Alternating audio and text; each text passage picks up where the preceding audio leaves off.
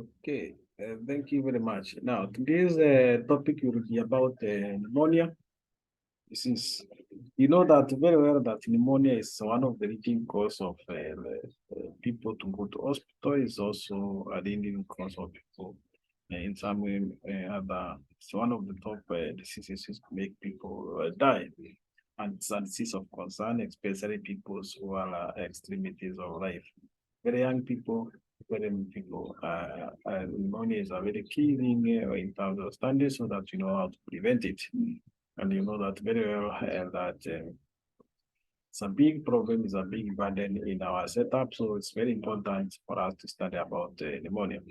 So we will start by definition of pneumonia. Pneumonia is the inflammation of the lung parenchyma tissue cells, resulting in a fluid in the alveolar species. And you know that very well that the functions of the alveolar species is gaseous exchange. That is where the gas exchange takes place. But in this case now, instead of gaseous exchange taking place at the alveolar space, it is a fluid which is there.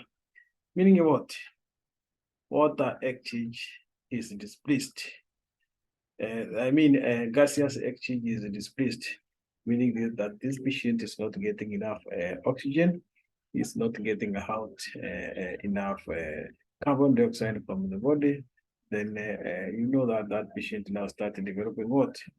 Lactic acidosis in the body, and you know the consequences of lactic acidosis, and you know very well in physiology how does the body now start compensating or reacting place where there is no enough oxygen in the body. Again, you know, the process of aerobic respiration, the consequences of that, and the body is not used to that. So that is in basis what you should be in your mind. So the most common cause of pneumonia is microorganisms, and sometimes it can also be caused by non-microorganisms like food with the lungs, and, like food or other things like gastric acid, for example, in cases of aspiration, foreign particles like hydrocarbons, lipoids, tissues, all those type of things. And also sometimes there may be drugs, reaction, hypersensitivity, or even lesions. There is various classification of pneumonia depending on the anatomical place where this pneumonia is. Now, there is a lobar pneumonia. There is a consolidation involving all part of the lobes. So it's the lobes which are involving lobar pneumonia. That is because the lungs are medius lobes. There is medius lobes. The left side of the heart of the chest, the lung, it contains two lobes because the other lobe is displaced by the heart, whereas the right part contains three lobes because this unit is not displaced. So if one lobe is infected or a specific unit is called lobar pneumonia, then you have bronchial pneumonia. There is consolidation involving saccharine lobules, various lobules are affected, scattered lobules are affected. Then interstitial pneumonia, this is pneumonia involving tissue, the tissues in between the alveolar, the fibrous tissues in between the pneumonias are inflamed, resulting to interstitial pneumonia. And interstitial pneumonia in most cases is a very atypical pneumonia. It's very atypical pneumonia. So we have if you have pneumonia based on the cause or what causes the etiological factors in terms of classification. This cause of pneumonia in patient often difficult to determine because there is no way you can be able to do some of the tests which are required so that you can cause the cause of the knee. For example, you have to do a culture sensitivity to specify the gene of the organism which is caused.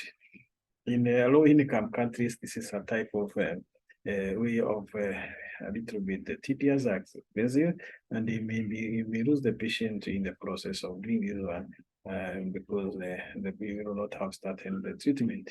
Unless you can just do what we call empirical treatment. So causes of infectious pneumonia is can be bacterial. Common bacteria is Streptococcus pneumoniae. We have group B streptococci, group A streptococci. You have mycoplasma pneumonia, chlamydia pneumonia, which is a common cause of pneumonia in adults. We have chlamydia trachomatis, which can cause pneumonia in infant, and they have mixed virus, which can cause pneumonia, aspiration pneumonia, a foreign particle goes to the lungs, then can precipitate an anaerobic type of respiration in the lungs, resulting to pneumonia. Then we have a gram-negative enteric type of bacteria, for example, and bacteria like Escherichia coli in a neonate can escape to the lungs and cause pneumonia. So we have uncommon pneumonia. We have uncommon pneumonia like children who are not immunized. They can have what you call Haemophilus influenza type of pneumonia. They can also have Streptococcus aureus, Moraxia catarrhatis, and they also can have what you call Neisseria meningitis. As a secondary infection, when somebody has meningitis, it can spread to the lungs, causes Neisseria meningitis. Now, people who are in contact with various animals people who stay with animals, they can get Francisella tularensis, types of pneumonia. They can get people who are immunosuppressed, they can get what we call Nacondia species, can cause pneumonia.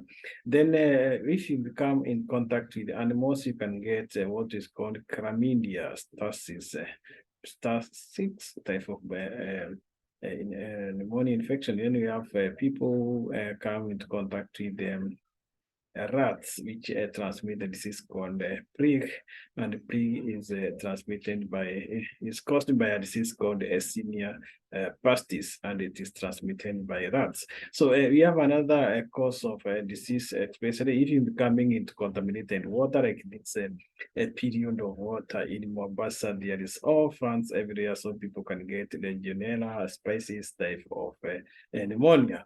So Legionella types of pneumonia because of flooding. So we have a viral cause of pneumonia. Virus can cause pneumonia, and the most common types of virus which cause pneumonia in our setup is respiratory syncytial virus. We have parainfluenza virus, parainfluenza 1 to number 3. We have influenza A and B, and you have adenovirus, and also you have metavirus. And don't forget the latest one, which is COVID-19, as also a common cause viral of pneumonia. There was a lot of discussion about this type of virus for the recent years, and it is very important for us to know about this pneumonia caused by COVID-19. So there is other uncommon types of viral cause of pneumonia. For example, we have rhinovirus, and parvovirus, which can cause pneumonia in children, neonates. We have what you call herpes simplex, causes pneumonia also in neonate, and also we have cytomegalovirus, which can cause immunosuppressions and people to have pneumonia. We have measles, you have varicella viruses, you have antivirus, and they have SARS agents as cause of what? Of pneumonia. So we have fungal infection. Fungal infection can cause pneumonia. And we have histoplasma causing histoplasmosis. It's called histoplasma capsulatum, which is very common in bats, the flying mammal. Cryptococcus in the family is also come into contact with bats. You have Aspergillus species, which also causes pneumonia in immunosuppressed people. You have mucosis, which also causes pneumonia in in immunosuppressed people. You have coccidiosis, imitis, you have blastomyces, dermatitis as a cause of fungal infection, can result to pneumonia.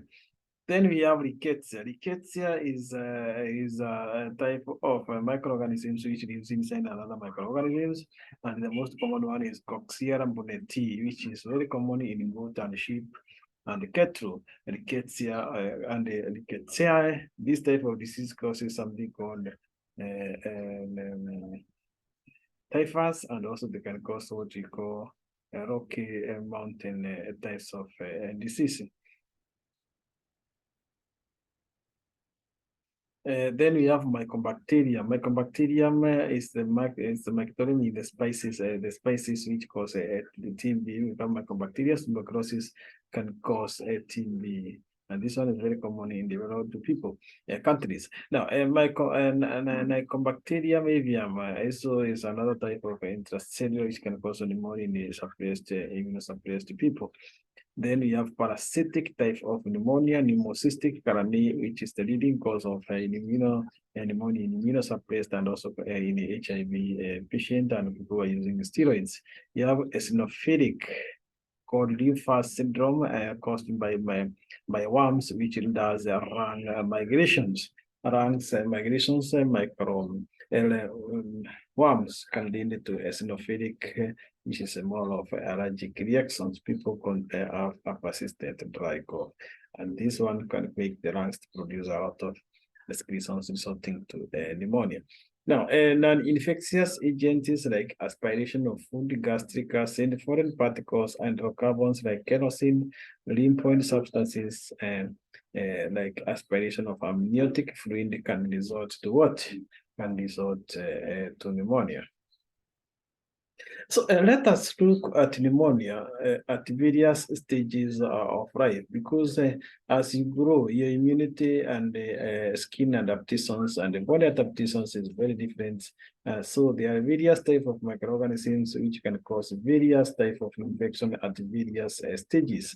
So in a neonate, a child who is less than 1 month, the best common cause of pneumonia is Staphylococcus B bacteria, and also Escherichia coli, Then you have streptococcus pneumonia and H. influenza, also are the most common cause of viruses. So in 1 month to 3 months, there is what you call febrile pneumonia.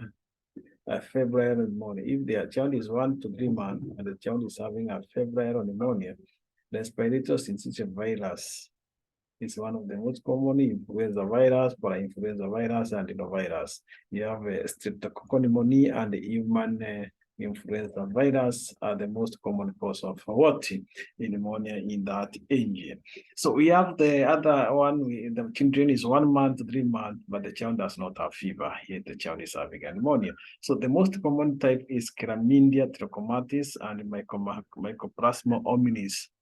The most common one is Chlamydia trachomatis or Mycoplasma hominis, or sometimes also cytomegalovirus, are types of viruses which can cause infection and can cause pneumonia in 1 to 3 months, and the child is febrile. And now, so that means you have to be very keen when you are checking your children at this point. So the other one is 3 to 12 months. Respiratory syncytial virus is the most common cause of pneumonia, followed by influenza virus, parainfluenza viruses, and adenovirus. So also streptococcus pneumoniae, don't forget about it. Human influenza virus, Chlamydia trachomatis, and Mycoplasma pneumoniae. And in group A, Streptococcus aureus are the most common cause in that age. So when the child is 2 years to 5 years, what do you expect? You expect human influenza viruses, parainfluenza viruses, adenoviruses, streptococcus pneumoniae, human influenza virus, Mycoplasma pneumoniae, Chlamydia pneumonia, and also group A, Streptococcus pneumonia, and also Streptococcus aureus. Then in 5 to 18 years, what do you expect? You expect Mycoplasma pneumonia, Streptococcus pneumonia, Chlamydia pneumonia, human influenza viruses, and also adenoviruses. So in more than 18 years, this is an adolescence. The most common cause is Mycoplasma pneumoniae, Streptococcus pneumonia, Chlamydia pneumoniae, and human influenza viruses. Influenza viruses and the adenovirus are the most common type of causative of pneumonia in this. So when the importance of when you are taking the history of your patient, you need to understand the age so that you can at least know what area to link.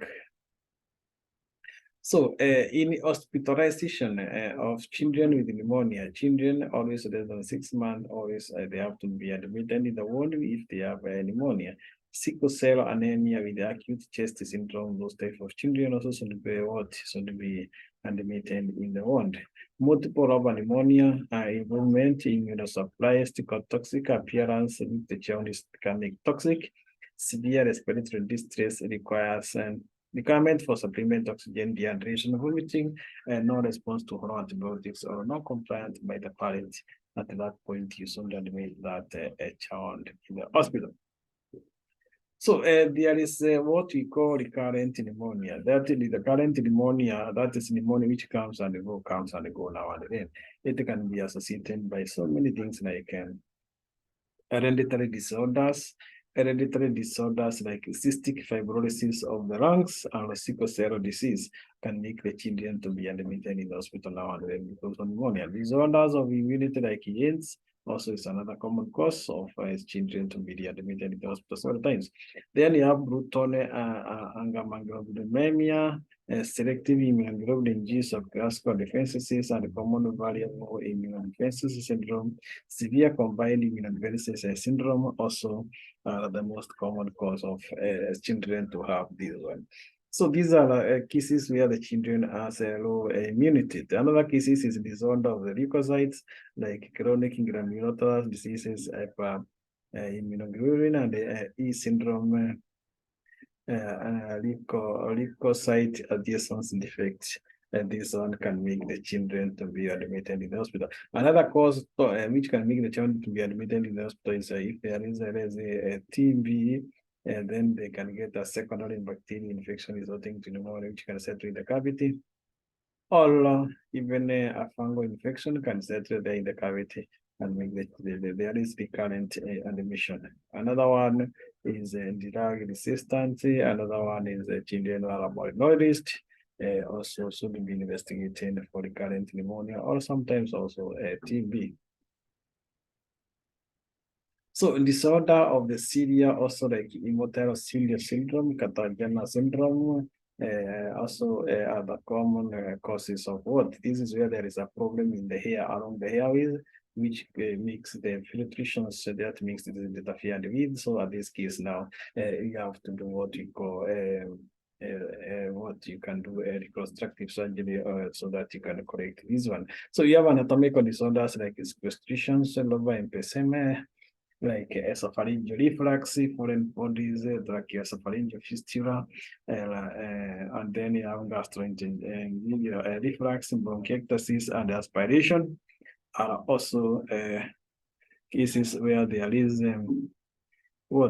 a disorder in anatomical ways resulting to child to have persistent pneumonia infections. So let us look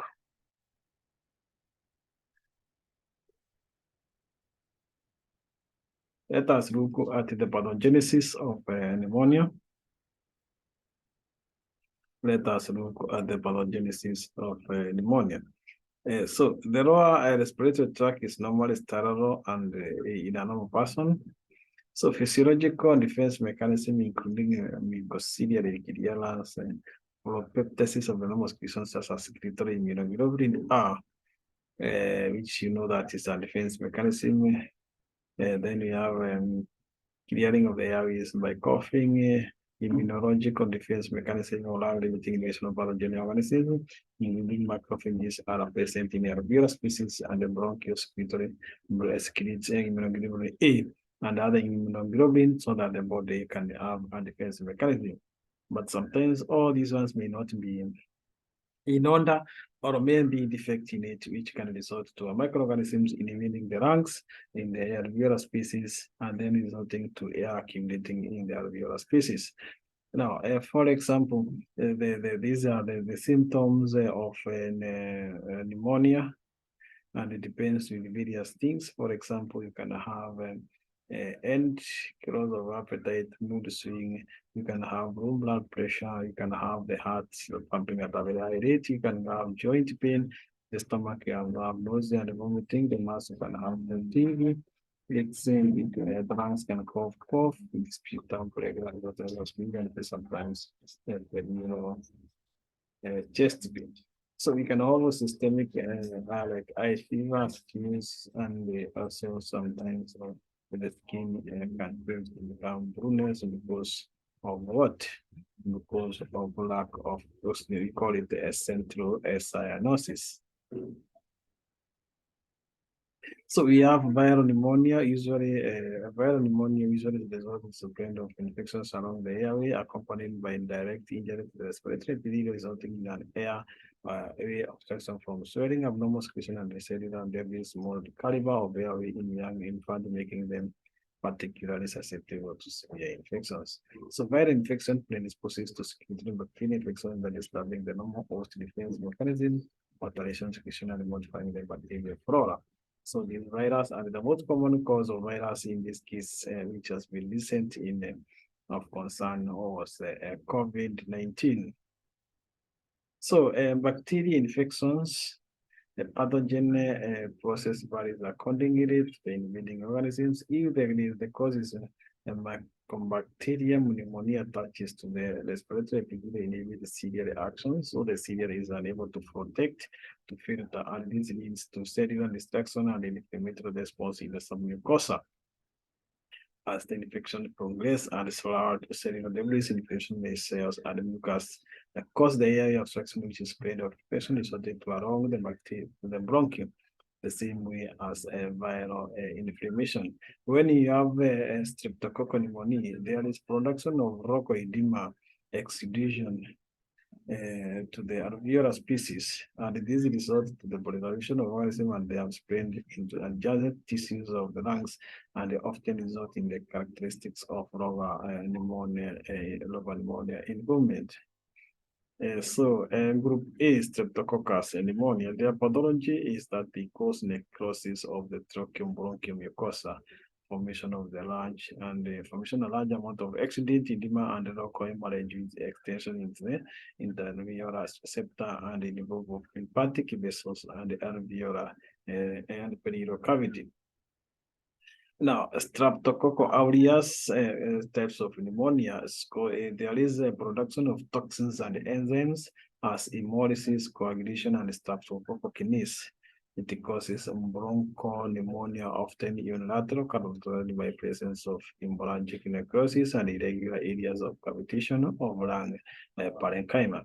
These result in a pneumotocele emphysema or bronchopulmonary fistula, pneumonia, pneumothorax. Now, following those changes, following the changes is that there is congestion in the alveolar filled with edema, fluid, and organisms. Second, there is then the hepatization of alveolar species containing polymononucleocyte red blood cells, fibrin, edema, and the organisms. There is gray hepatization with position of fibrin over the pleural surface by phagocytosis start inside the alveolar, which are now filled with polymononucleocyte and the fibrin. The fourth stage is there is resolution resulting to neutrophil degradation of fibrin drained and the remaining bacteria are digested and removed by phagocytes. Now, the clinical manifestations in viral and bacterial pneumonia are often preceded by several days of symptoms of upper respiratory tract infection, typically rhinitis and cough. Now, this means that the patient will be coming to your hospital for quite sometimes complaining of cough or those type of things, and you have not done anything. So in this case, because you have to be very keen. Upper respiratory tract infection can proceed pneumonia. So in viral pneumonia, fever is usually present lower than in bacteria. The Tachypnea increase worker of breathing accompanied by intercostal, subcostal, and subcostal contraction, loss of hearing and reduction of accessory muscles. Severe infections are accompanied by cystosis and respiratory fatigue in infants. As correlation of the chest wings and crampus is felt. So in bacterial pneumonia, there is sudden seeking chills, fever, cough, grunting, and chest pain, drowsiness, rapid respiratory dry cough, and there is oral cyanosis. Then in the physical findings, you will see depends on the stage of the pneumonia.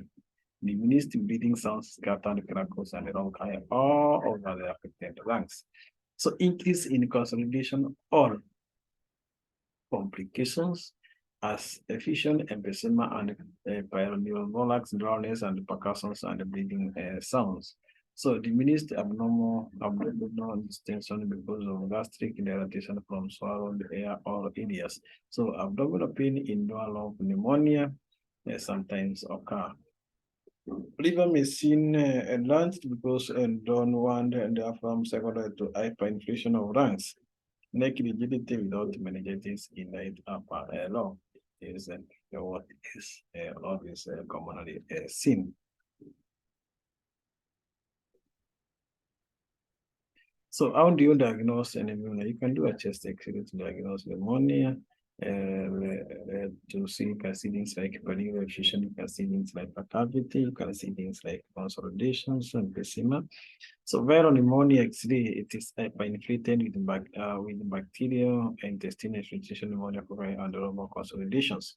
So repeat X-rays are not required for proof of clear for rational to uncomplicated pneumonia. So you can also do white blood cell differential count. And here you see that in viral infection, the percent will be increased, and whereas in neutrophils will be increased in pneumonia of bacteria. Viral fusion, lower consolidation, high fever, and onset of illness suggestive of bacterial infection. A typical pneumonia due to chlamydia pneumonia or mycobacterial pneumonia is difficult to distinguish from pneumococcal pneumonia by X-ray and other laboratory. So pneumococcal pneumonia is white blood cells count ESR and CRP. Isolating of organism from blood, pleural fluid or lungs culture, oxygen blood culture, and positive PRC, PCR are always in viruses. So how do we treat pneumonia? The key treatment of pneumonia is what? Is you have to treat the causative organism. Causative organism. If it is virus, you treat with the antivirus. If it is bacteria, you treat with the antibacterials. So depending on the what, and also the treatment is also depends in the either you in the hospital setup or in the patient setup, and also the severity of the disease, and also the severity of the disease. So introduction in clinical settings, antibiotic therapy should be initiated if the child is deteriorating. Response to treatment, patient with uncomplicated bacterial pneumonia response to therapy with improvement in clinical symptoms, that is fever, cough, tachycardia, chest pain within 48 to 96 hours. So slow progression of pneumonia. Number one complication as complicated as emphysema, rest experience, sleep counting, and bacteria changes are virus and respiratory bodies are friendly, bronchial infections, and bronchial resonance foreign bodies are beta prime, like existing diseases as immunodeficiency, CD and dyskinesia, cystic fibrosis, promolis, constitutional cystic and combatants, and the macroindices and inflammations. So non-infectious diseases like bronchitis, orbitalis, hypersensitivity, pneumonitis, and eosinophilitis pneumonia, aspiration, or angina granulosis, all of these ones is zero-progressive pneumonia associated. So complications usually is from direct infection within the thoracic cavity, pleural effusions, emphysema, pericarditis. Sometimes even isolated, remember that the pneumonia can complicate the osteomyelitis, arthritis, the meningitis, the kidneys, the hematoma, the hematological spread, all those ones are very important. So for an X-ray, this one you can see this a viral X-ray, you can see the scattered things, all the lungs is scattered, all these things are scattered. There's types of an example of viral pneumonia. This is an example for viral pneumonia. You can see the upper left is whitish, meaning that this area is getting an infection. This area is getting an infections. Then you can see bronchial pneumonia. This one is scattered area. This is bronchial pneumonia. You can see all these parts is hidden. This part is all this one is a bronchial pneumonia.